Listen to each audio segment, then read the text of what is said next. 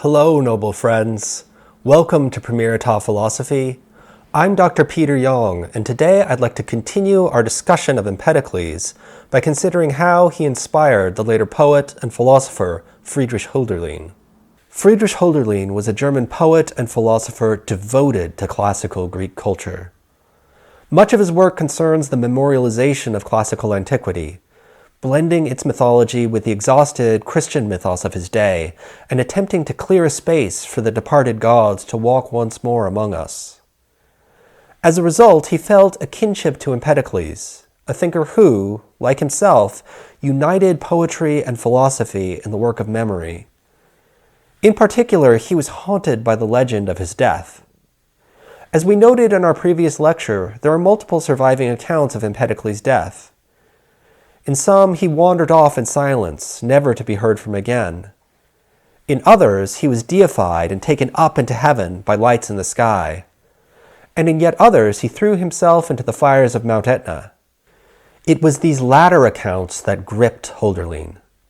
He was engrossed by the sage's leap into the primordial fires of the earth to merge with the eternal roots of nature, and found in it the rich subject matter for a tragedy, or as he called it, a mourning play. We can see Hölderlin's fascination with Empedocles even in his early poetry. For example, the poem entitled Empedocles runs as follows, quote, "You look for life. You look, and from deeps of earth a fire, divinely gleaming, wells up for you. And quick, a quiver with desire, you hurl yourself down into Aetna's furnace. So did the queen's exuberance once dissolve rare pearls in wine. And why should she not? But you, if only you, O poet, had not offered your wealth to the seething chalice. Yet you are holy to me, as is the power of earth that took you from us, the boldly killed. And gladly did not love restrain me, deep as the hero plunged down, I'd follow." End quote. Hölderlin here depicts Empedocles' leap, not as an act of despair, but of exuberance. The poet looks for life, not death, and finds it flaring eternal in the earth. It is a yearning for divine fire that inflames his soul, setting it aquiver with desire. The leap, then, is an offering of excess and intensity, like a queen dropping her costly pearls in wine to be dissolved. It is not the result of melancholy or the hatred of life, but a holy act of heroism. The question, then, that fascinates Hölderlin is not the philosophical question of suicide created and marketed in the 20th century. For, unlike the existentialist quandary posed by Camus about how to live in a world devoid of meaning, Hölderlin's question concerns the eruption of meaning in nature, the Dionysian exuberance bursting forth from the heart of the earth. It is a question of how to soar with the supernal fire pulsing through the natural world and the ever-intensifying desire for life that it calls forth. Empedocles' musings before the central fire are thus not those of Sisyphus at his boulder. For Hölderlin's reflections on the sage were unconstrained by 20th century ideology. Hölderlin wrote in a world where heroism and sacrifice were still thinkable, not in the ideological wasteland we have inherited, so obsessed with its own sufferings that it vows to cancel the very practice of poetry as barbarism. What, then, for Hölderlin, was the significance of Empedocles' salto mortale? How could stepping forth into fire serve as an affirmation of life or a heroic sacrifice? For Hölderlin, as for Empedocles himself, the fundamental issue concerns how we, as finite, determinate beings, relate to being as such. As a result, Hölderlin claims that the Tragic Ode begins in supernal fire, which, because of its pure spirit, pure intensity, transgresses determinate boundaries, and excites other relations which tend towards excess, and that what the tragic, dramatic poem expresses is the most profound intensity. In the case of Hölderlin's Mourning play, this intensity of yearning for the absolute allows for a reconciliation between man and nature. According to Hölderlin, there is a fundamental tension between organized culture and nature, which he calls the Aorgic. He notes that art and nature stand, at the outset, in an immature harmony, where human culture operates instinctively on the basis of feeling alone. Each supplies what the other lacks, and the divine takes its place in the midpoint between the two. But this implicit harmony is not yet grasped explicitly through cognition. Quote, "Such a life is at hand only in feeling, and not in the manner of cognition." End quote. For knowledge requires separation. Consciousness must separate from its object in order to conceptually grasp it. To do so, each side must withdraw and become more intense.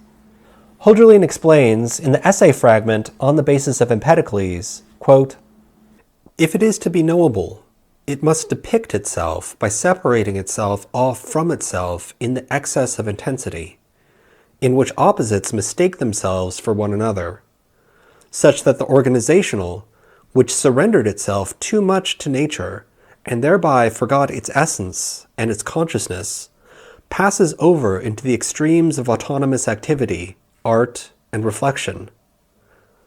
By contrast, nature, at least in the effects it exercises on the reflective human being, passes over into the extreme of the Aorgic, the inconceivable, the insensible, the unbounded, until both sides, advancing in their reciprocal yet opposite directions, unite with one another in a primordial way, as though encountering one another at the commencement, except that nature has become more organized through the shaping and cultivating human being, through the cultural drives and formative forces in general, whereas, by contrast, the human being has become more aorgic, more universal, more infinite." End quote. If the relation between art and nature is to be known, the relation must be depicted. And this is done by the separation and intensification of the two relata. On the one hand, human culture rallies around the organizational, identifying exclusively with autonomous action, art, and reflection.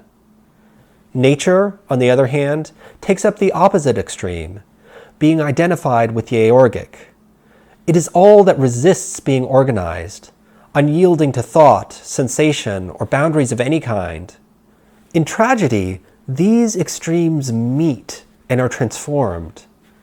Nature once more becomes an organic, ordered whole, and human culture grows less rigid and more open to the infinite that eludes its grasp. Hölderlin imagines that this transformation is born from Empedocles' leap. For with the death of the individual, the organizational dispenses with its ego, its particularized existence, and the aorgic dispenses with its universality in a moment of supreme strife that effects a reconciliation. Empedocles, for Hölderlin, is one chosen by his time to enact this reconciliation through his going under. Quote, "In this way, Empedocles is a son of his heavens and of his period, a son of his fatherland and of the massive oppositions of nature and art in which the world appeared to his eyes. A human being in whom those opposites are united so intensely that they become one in him, divesting themselves of their original distinguishing form and thus reversing themselves." End quote. He bears in his person the oppositions of his age, incarnating them and taking them to such extremes that they reverse polarities. Destiny thus works itself out in the philosopher's demise. Empedocles, according to Hölderlin, was to become a sacrifice to his time, since the ones who apparently dissolve destiny most completely exhibit themselves most conspicuously in their efforts to be a sacrificial victim. He becomes the means by which time individualizes and thus dissolves itself. We see the breakdown of the unreflective immediacy of the relation between man and nature in Empedocles' various lamentations throughout Hölderlin's play. He laments, for example, that, quote, "Oh, by the sacred founts, where quietly the waters gather, where those who thirst on summer days rejuvenate. In me, you founts of life, you once flowed all together from the world's depths. The parched then came to me. Desiccated now am I. No more do mortals take their joy in me. Am I all alone? And is it now night up here, the daylight notwithstanding? Woe! An eye that saw more lofty things than mortal eye is now struck blind. I grope about me. Where are you, O my gods? Woe!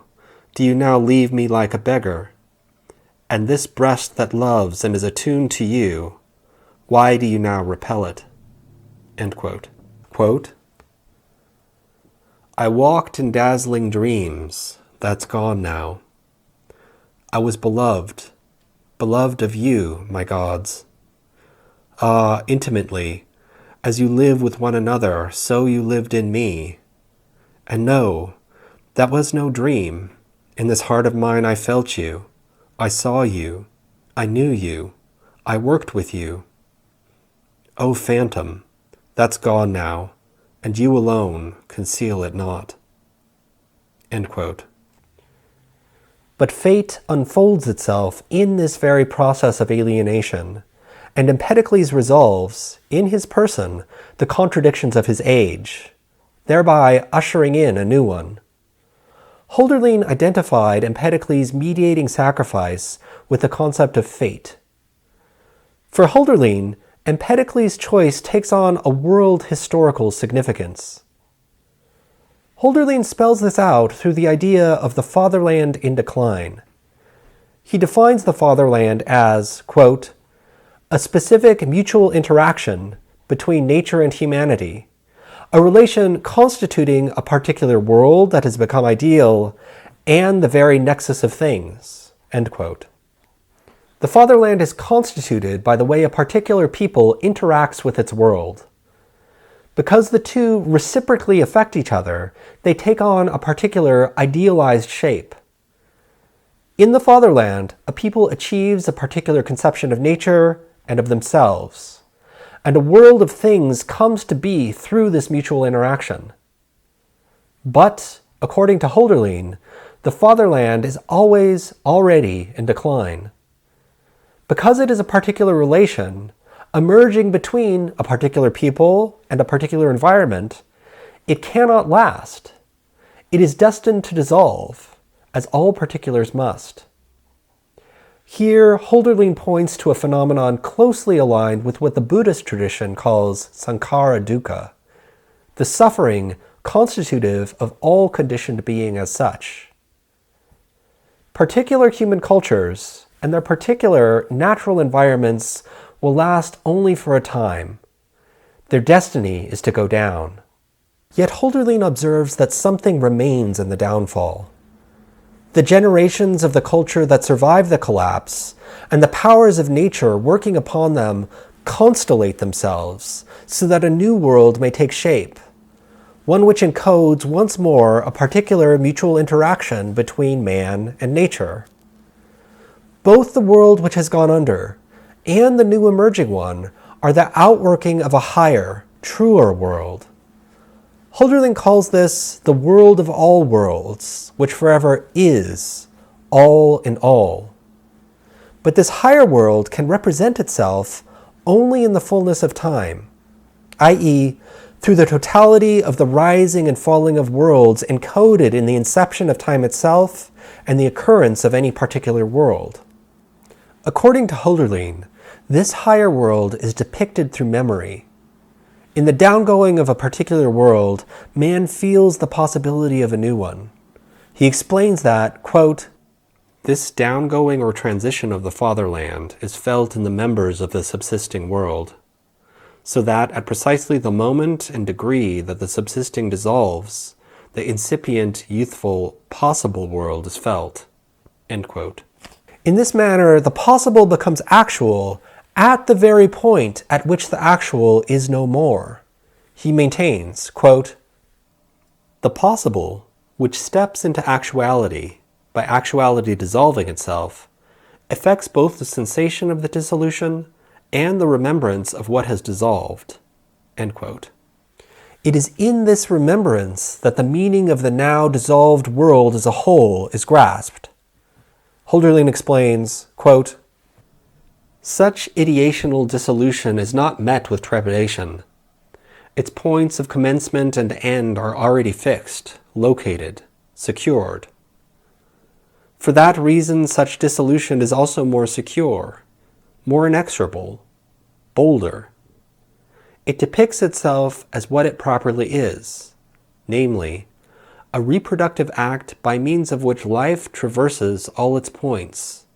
In order to attain the entire sum of those points, it does not tarry on any one point, but dissolves its attachment to each in order to reproduce itself in the next.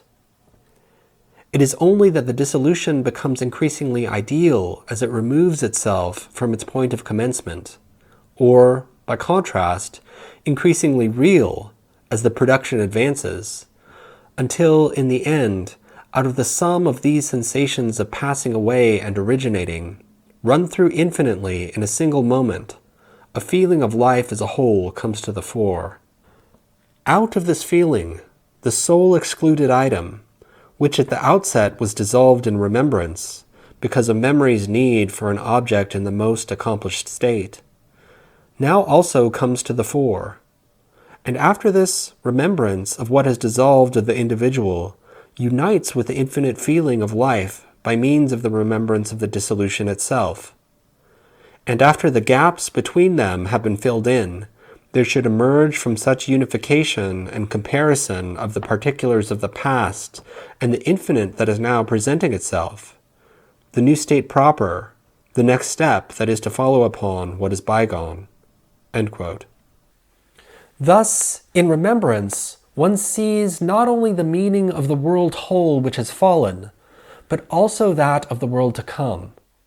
Indeed, one grasps, albeit darkly, the unchanging world of all worlds which grasps itself in the outworking of fate.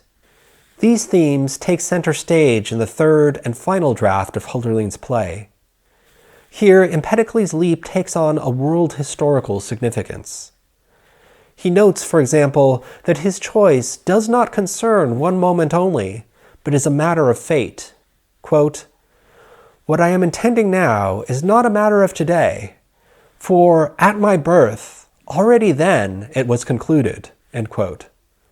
And Manes, an Egyptian priest who functions as Empedocles' brother, double, and opponent in this version, describes Empedocles' coming sacrifice and asks whether he is worthy of the calling. Quote, "That one is greater than I am.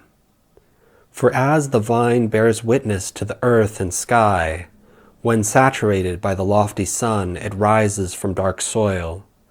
Thus this being grows, a child of light and night.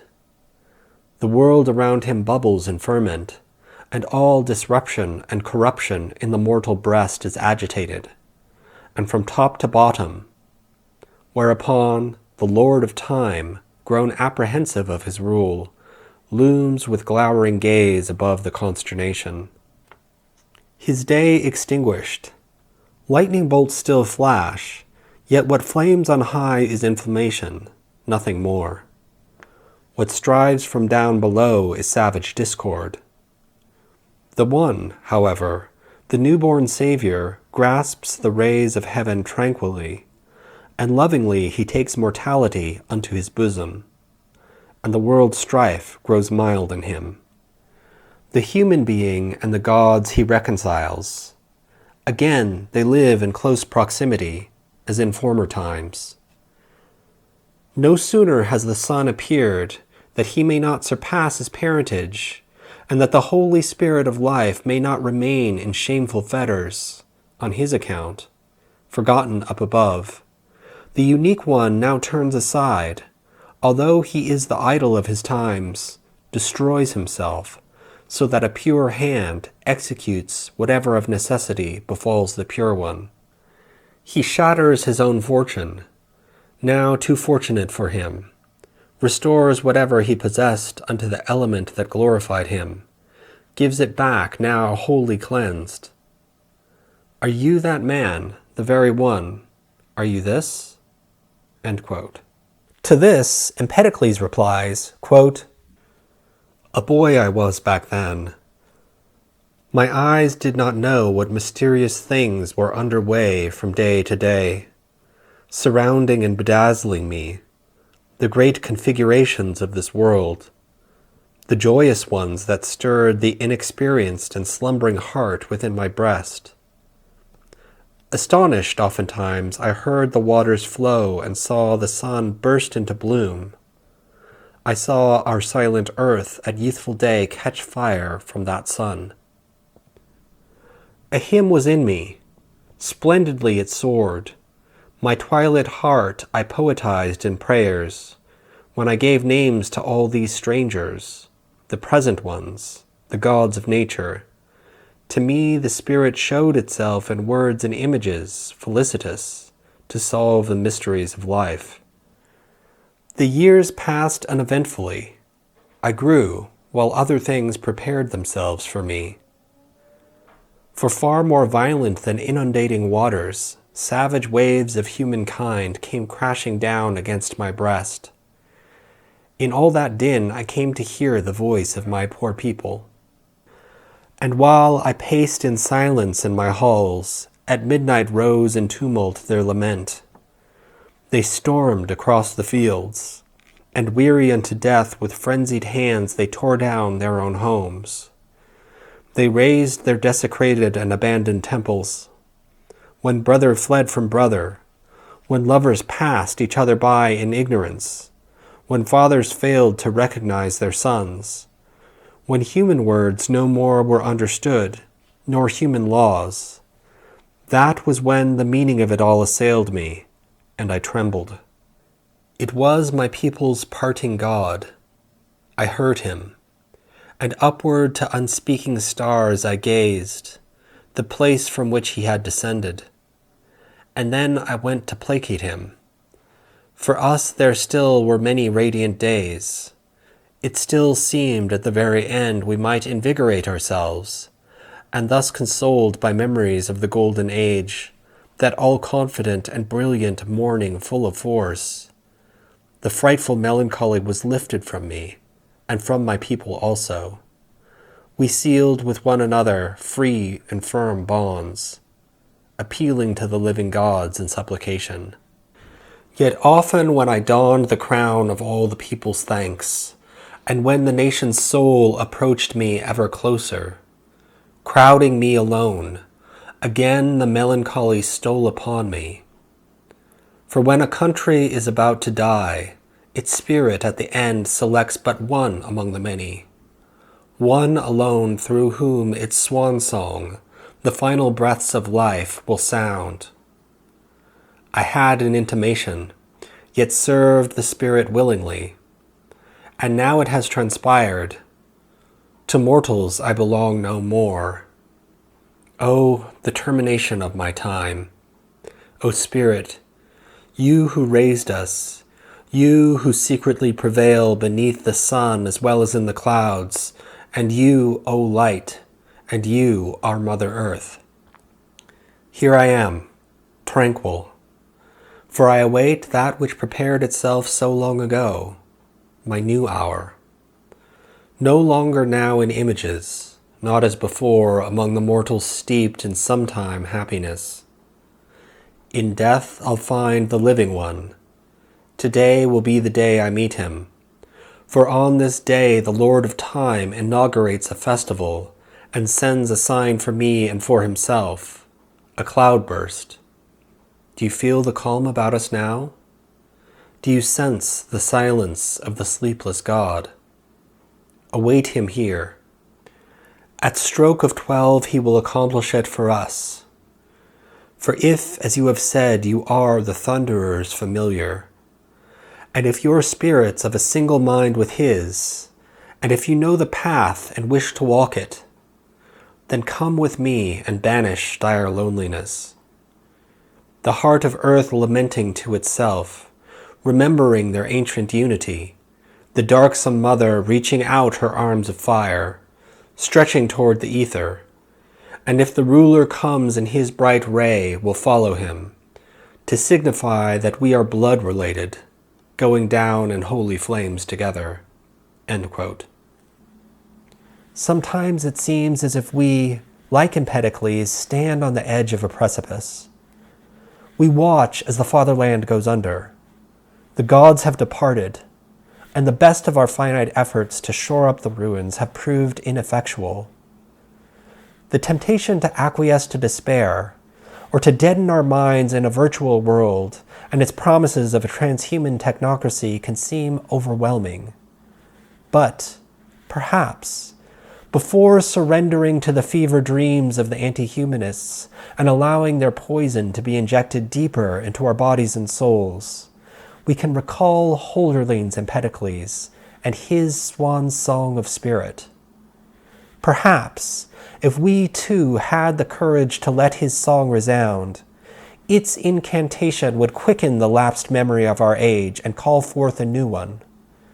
Not the new world order preached by the transhumanists, but an ordered world, both natural and humane, where the gods once more deign to dwell. New world, and it looms. A brazen vault the sky above us. Curse lames the limbs of humankind, and the nourishing, gladdening gifts of earth are like chaff. She mocks us with her presence, our mother, and all is semblance.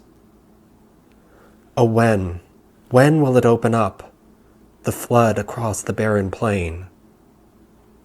But where is he, that he conjure the living spirit?